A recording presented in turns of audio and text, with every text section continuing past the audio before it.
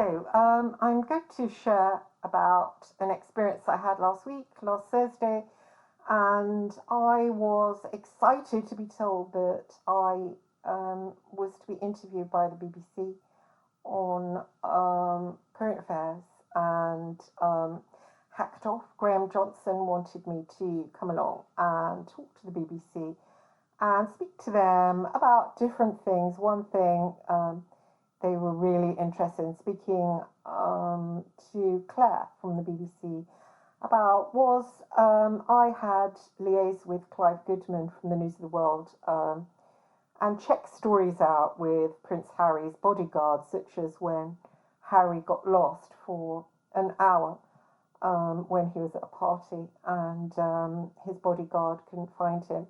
And I was lucky enough that I knew his bodyguard because I was hanging out, kind of dating Phil Campbell Smith, who was a Frew member who they worked in Northern Ireland carrying out assassinations. It was a kind of a very secretive group of the British Army. They colluded with the UDA, and I had been hanging out with Phil for a long, long time, and he'd taken me along to parties where I'd met the other Force Research Unit guys, some of the serving guys. So one of them was Prince Harry's bodyguard. So I was able to check out different stories for Clive Goodman. Now, according to Graham Johnson, he had been talking to me for a while and wanted me to, write down some stories. One of them was regarding Colin Firth, a paedophile at Colin Firth's school. There was stuff around Tom Hardy, because I knew Tom Hardy's mum. The Daily Mail had asked me to spy on Tom Hardy through his mother. There was stuff like that. There was another story, a royal story around Sarah Ferguson and Keith Richards and Cliff Richard. And so these are mostly for the Daily Mail. So he said, right, the BBC are really interested. He said, I want you to sign a witness statement for what you've done. I signed the witness statement. Now, I read over it, and certain passages, things have been tweaked and changed. So I went then to another lawyer, as I was advised by people around me. I do have people around me. And I got another lawyer to sign each page, and then I met up with somebody from Hacked Off, and we went to another lawyer, and he made me swear on the Bible over the rest of it. I'm a Muslim, but never mind. It struck me as funny that I was doing it.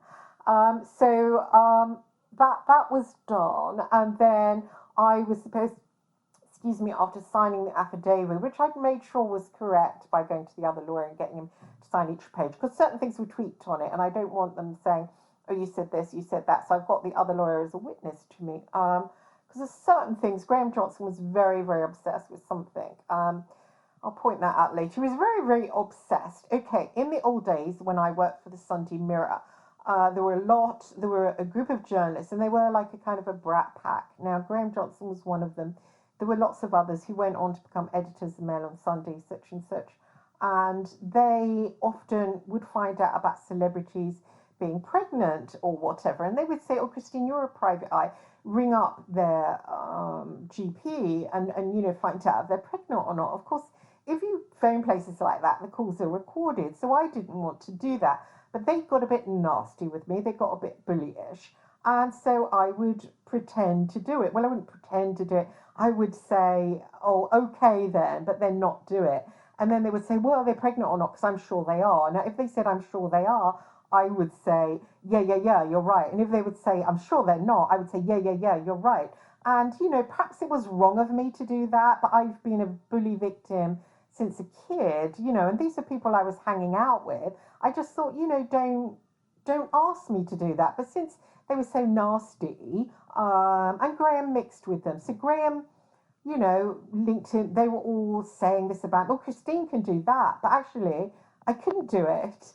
And he was one of this frat pack. And so he's got it in his head now, oh, Christine, you should pay, you should go to prison now for doing that. But I didn't do it anyway. So he got me to sign this affidavit.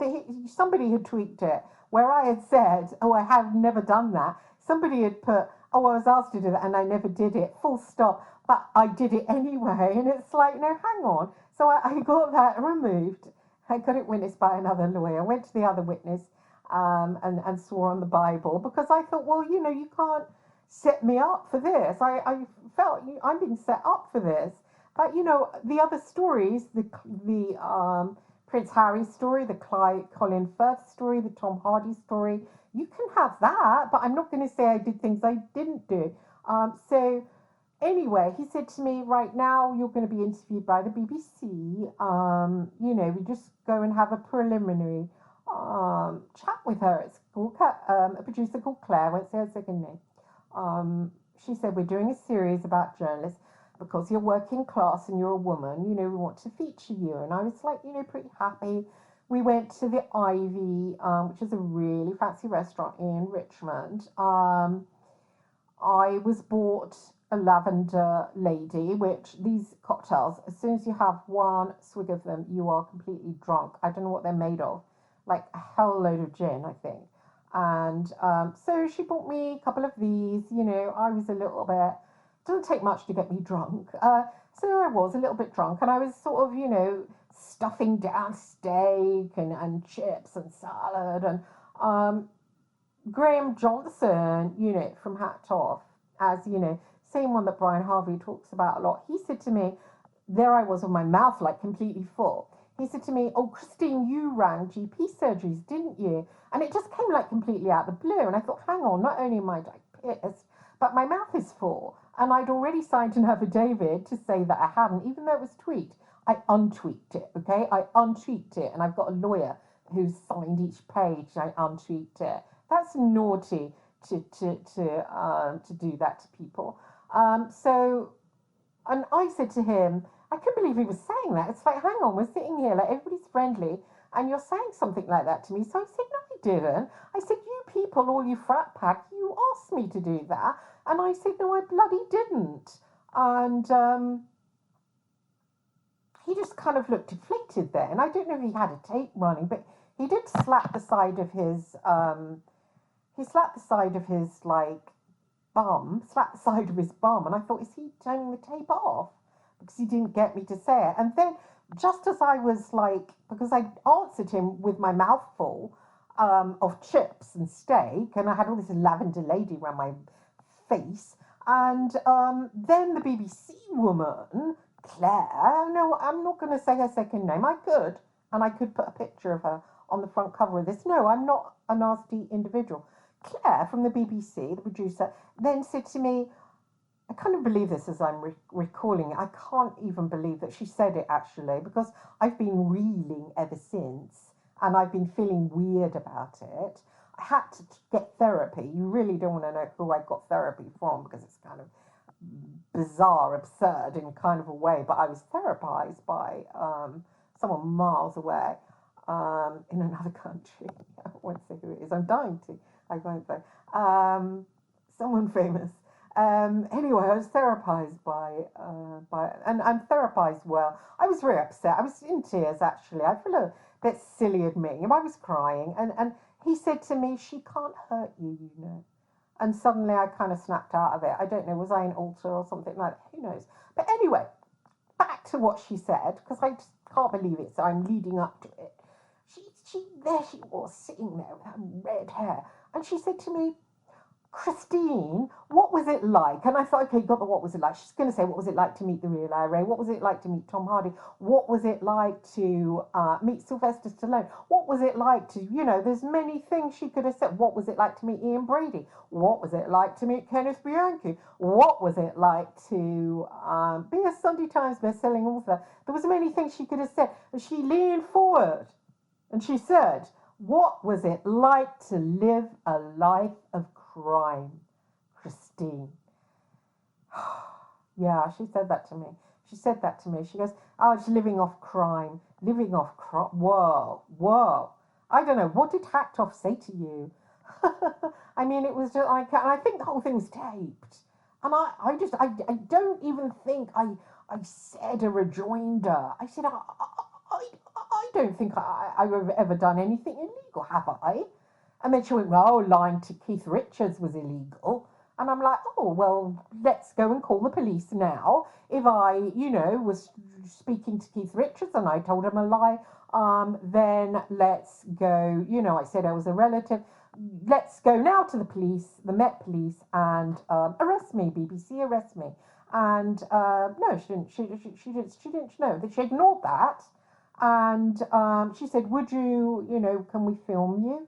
And I thought, "What, filming me as you say to me, what's it like to live a life of crime?" I can't believe it. Here's the BBC, who are known for protecting paedophiles, who went out and repeated what Tony Blair said about Iran having weapons of mass destruction. Iraq having weapons of mass destruction, and sticking up for Martin Bashir, all this kind of stuff, turning your back on Jimmy Savile, what he was up to. And I'm accused of being a criminal. I'm accused of living off crime. I didn't live off crime, okay? I most certainly didn't. I tried my best as a bloody wannabe journalist on Fleet Street. Whenever I was asked by scuzzy journalists, oh, do this, do that, I thought, well, I'm not going to, because this is criminal. And these journalists, they were often married to coppers, or they were journo coppers who wanted to be coppers. So I always thought to myself, hang on, today you will ask me to do something illegal, tomorrow you'll want to make it into a story. So I never did, bitches, I never did. And now today we have got, okay, it's a long, long time later. Things took a long time to come round, but come round they did. And there's Graham Johnson, one of the people who asked me to do, this, saying, oh, you lived off crime, or telling the BBC that I lived off crime. So the BBC, in the shape of Claire, says to me, what is it like to live off crime? Like I was one of the Black Widows.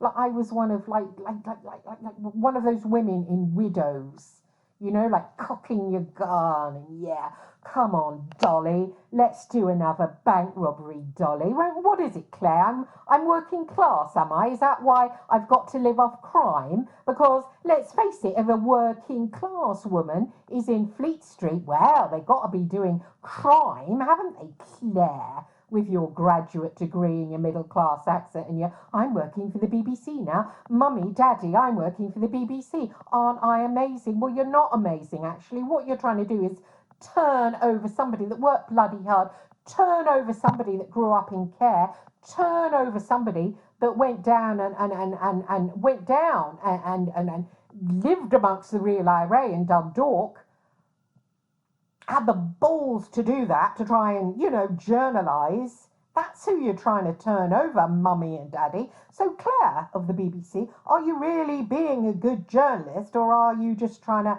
claw and bitch at working class women? Because, oh, you don't like it, do you? You don't like it that working class women are out there having power. We can have power. Why can we have power? Because we can be charismatic, because we know when to put a padded bra on. We're not ashamed of dyeing our hair bright blonde to get an interview with this one and that. We don't care about things like that, you see. We're not busy saying, oh, we're feminists. We're never going to wear a padded bra to further our career. We will never do that. You need to learn a lot about life before you get the cradle marks off your arse, lovey. And P.S. No, I don't want to do an interview with the BBC. Graham Johnson, if you want me to write a book about my life, no, I'm not getting James to do it and put his name on it. And I'm the corpse that's unpicked and he gets a, yeah, look at me, I'm the star. I've lived a life where I've put myself out there. I've pushed myself to journalise, I'm the one that went down to Dundalk. I'm the one that flew out to America. I'm the one that have done those things. I'm the one that got in and had an interview alone with Ian Brady. I screwed up with it, but at least I tried. Has Claire ever done that? Have you ever done that, even Graham? Have you done that, James? But yet I'm suddenly someone who rang a GP's office. I didn't do it, I'm afraid. I'm afraid I didn't.